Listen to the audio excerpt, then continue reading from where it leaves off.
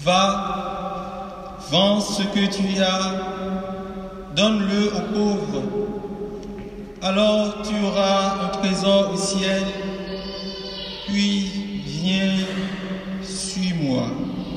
Au nom du Père et du Fils et du Saint-Esprit. Nous commençons aujourd'hui la semaine missionnaire mondiale. Durant cette semaine qui prend fin le dimanche prochain, à la fête du vaillant missionnaire Saint Jean-Paul II, 3 choses essentielles sont recommandées par l'Église.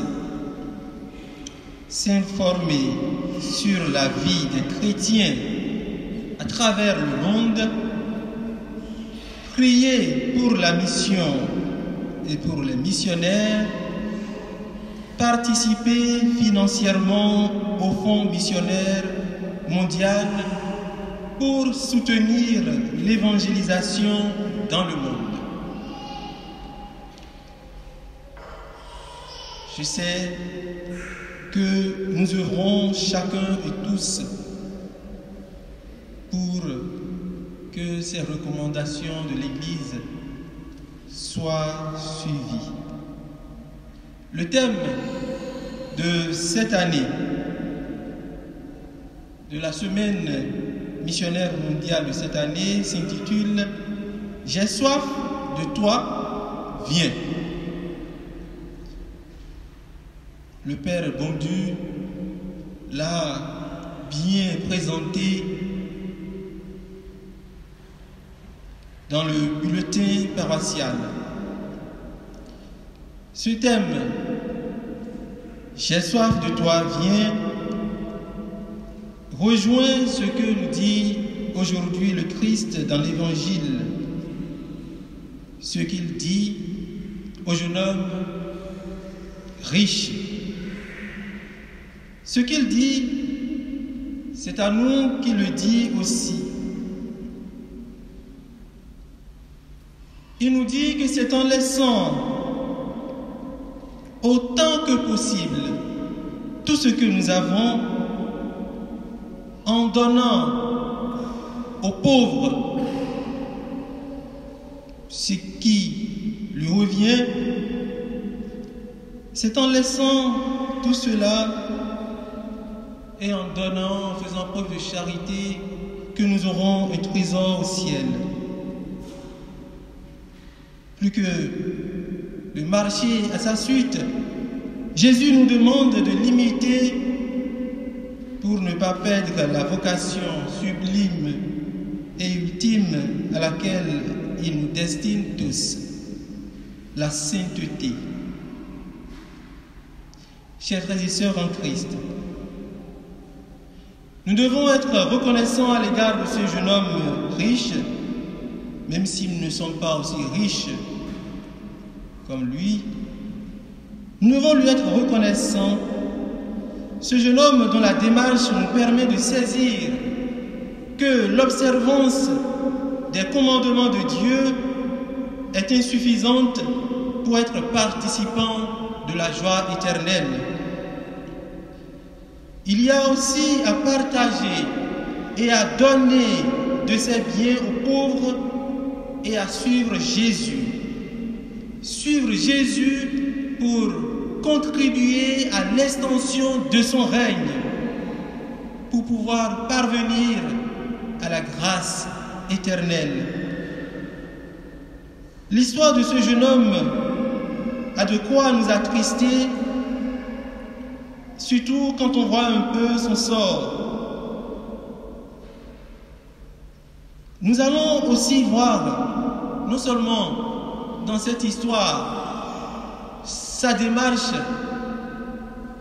mais aussi tenir surtout compte de ce que les apôtres ont pu dire, ce qu'ils ont pu retenir de cet échange.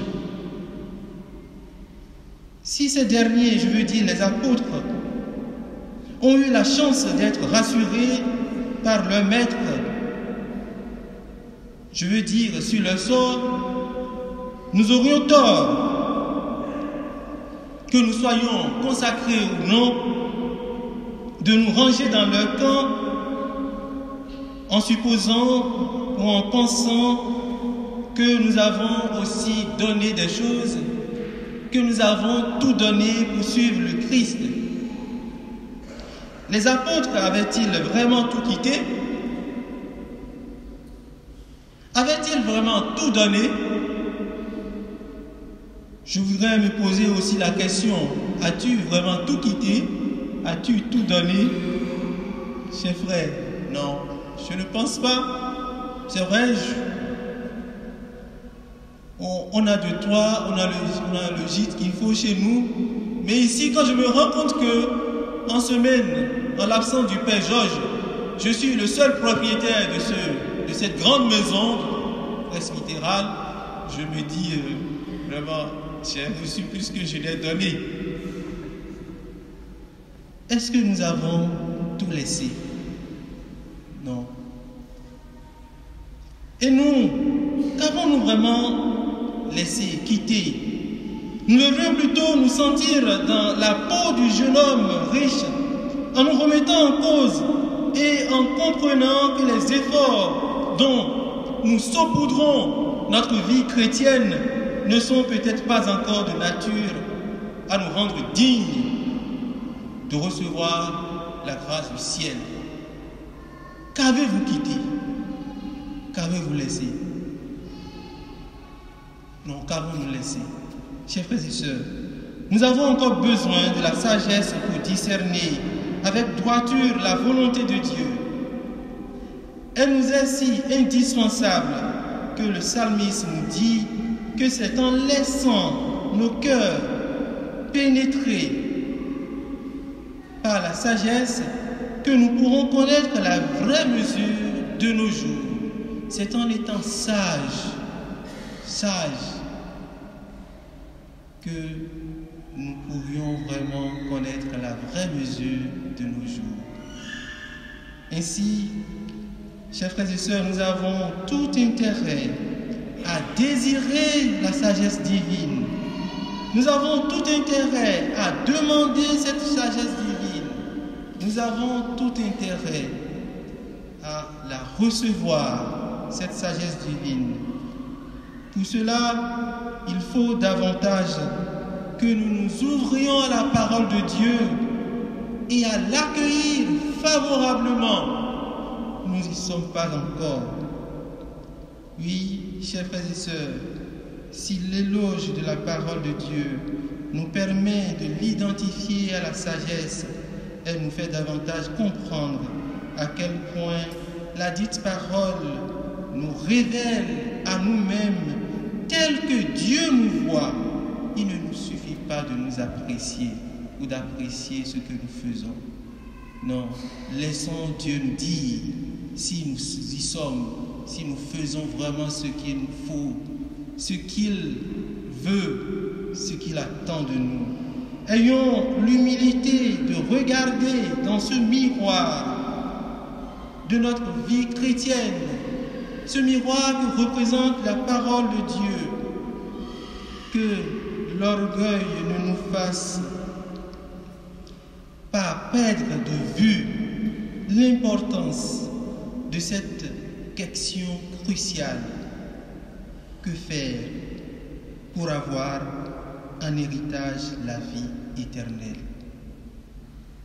Je me demande si c'est vraiment la bonne question désormais, ou plutôt celle-ci: que faire pour avoir un trésor au ciel? Jugez-en vous-même. Que l'invitation de Jésus nous donne d'être ouverts à sa parole.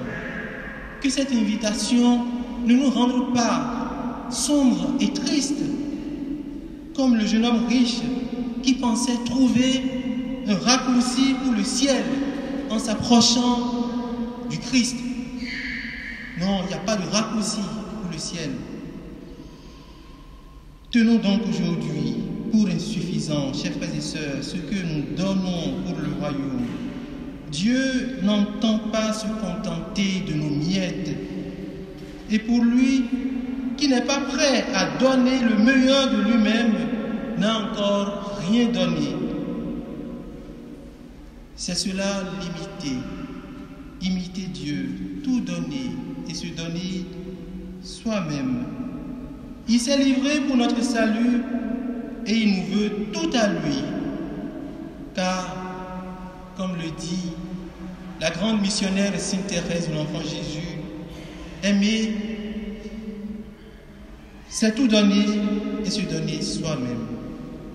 Que par l'intercession de Paul VI, canonisé ce jour, le Seigneur nous accorde la grâce du discernement, la grâce du renoncement nécessaire pour avoir part à la vie éternelle.